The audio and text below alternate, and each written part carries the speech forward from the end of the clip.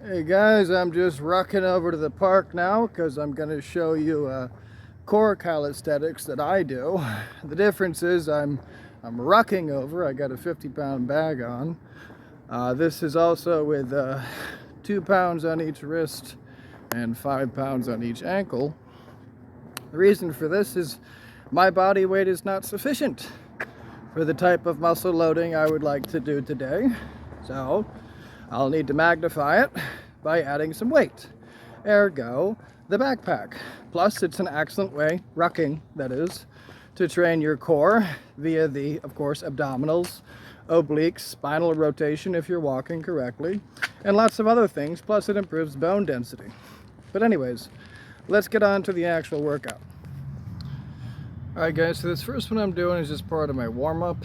It's a rotational throw essentially. You'll see basically shot putters do a lot of this kind of stuff. It's highly effective for developing rotational strength, which is highly effective for many things on top of keeping your spine healthy, learning how to brace properly, and learning how to full chain up everything from your big toe basically pushing out through your index finger, which of course translates to things like knife throwing, bowling, throwing a ball, etc.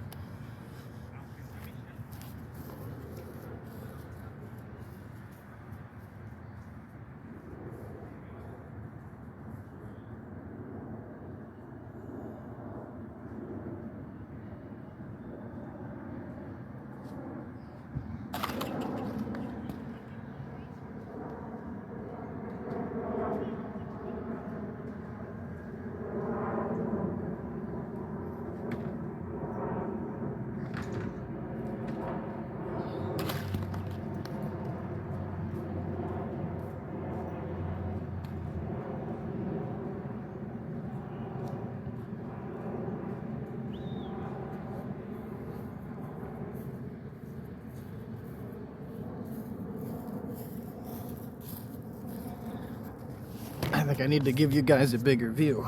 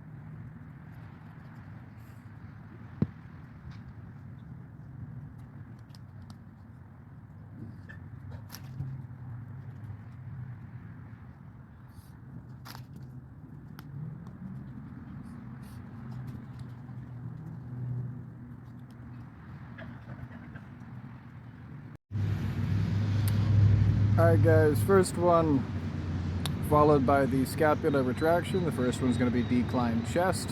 Now here's a counterintuitive thing. You want to think about the angle of your torso lean.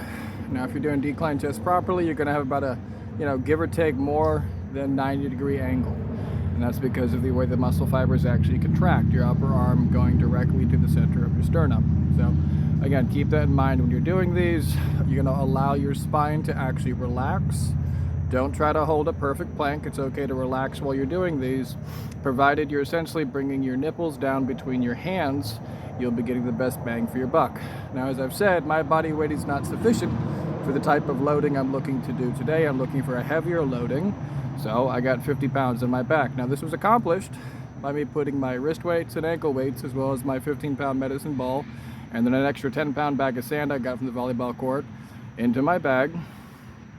And now I'm just going to go ahead and do all my things with the additional weight, which is going to put me in the right range. The exception to this is going to be abdominal crunch, which I don't need additional weight for. But anyways, talking intelligent lever magnification, you guys are going to want to have your hands directly beneath your elbows. Relax the spine. Think about the position of your torso in relation to your upper arms whilst you're doing this, and really focus on the eccentric portion of the movement, especially if you have additional weight. Let's get to it.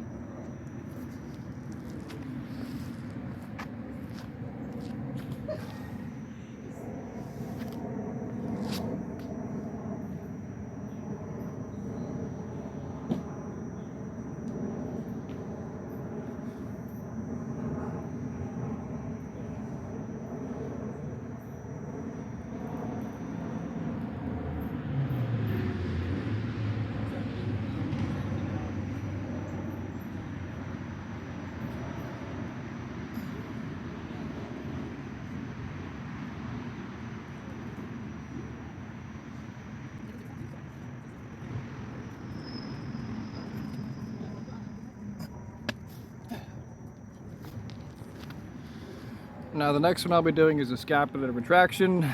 You of course are not going to be able to see my shoulder blades moving, but what's happening is I'm keeping my arms bent at 90 degrees, they stay there.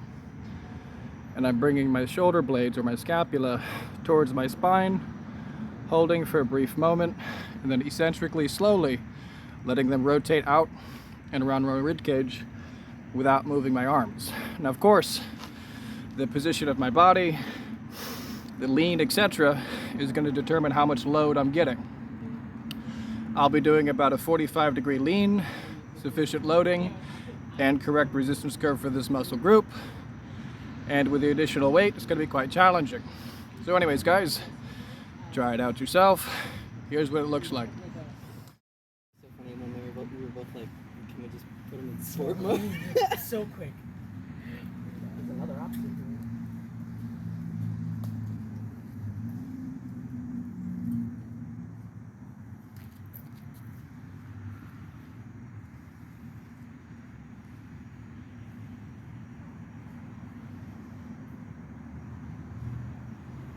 That is so gross. That seat was soaking wet from that man. Oh, gross, gross, gross, gross, gross. I was like, am I sweating that much? And I'm like, no, this is dripping wet. Ew. Look. What the fuck? Now just so you guys can see what my back muscles and scapula are doing, I'll show you from the back.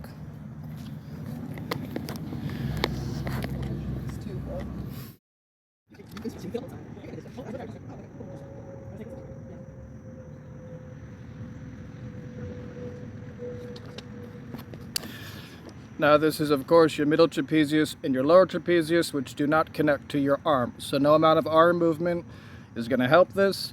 You got to move the scapula and in the correct resistance curve. Next we're going to do oblique and abs. I'm going to be using a park bench to do my obliques, stabilizing myself with one leg, hanging my torso over the edge, and of course attempting to essentially put my shoulder in my pocket by arching my spine laterally. So here's what it looks like for the obliques.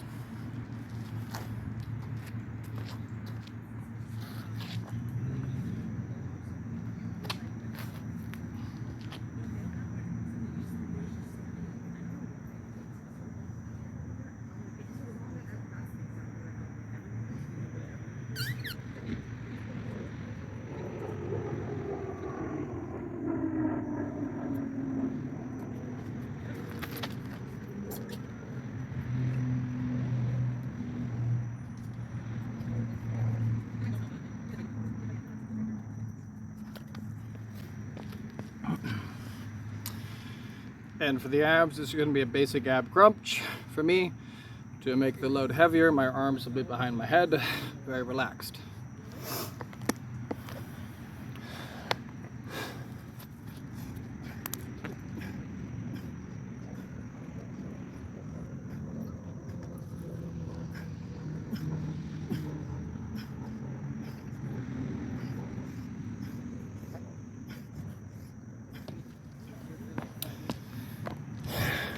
Now the good thing about rucking is I don't need to worry about training my erector spinal, because that's being used isometrically the whole time, as are my abs. But I still got to hit the lats. So for the lats, I'm just going to do some basic pull-ups, nothing fancy there.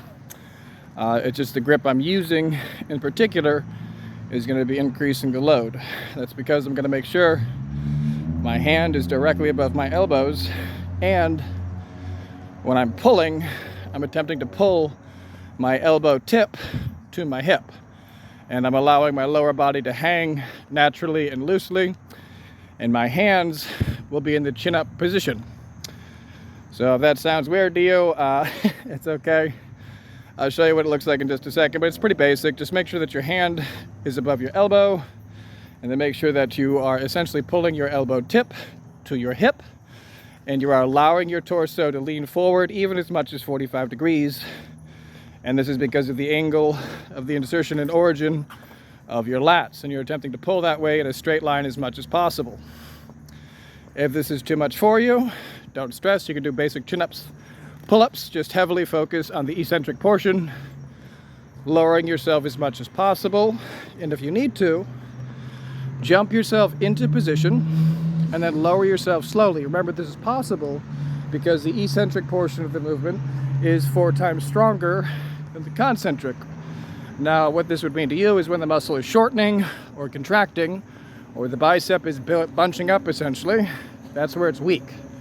When it is lengthening again, and it's no longer contractioning, instead you're lowering the dumbbell to the floor in the case of a bicep curl, that's going to be where it's very strong. You can take advantage of this and load that by lowering it slowly. This is where most of the muscle damage occurs to all 4 types of muscle fibers. You'll notice most people go through their workouts not even paying attention to the eccentric, and that's just their loss. So anyways, let's take a look at these real fast.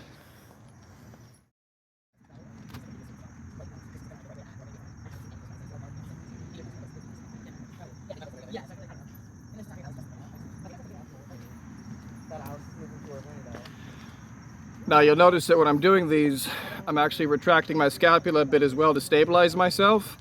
And you can't really tell, but I'm also engaging my serratus anterior and abdominals to stable as well. But the rest of myself, I'm trying to just relax. And of course, I'm breathing and bracing like a soda can before I begin the movement.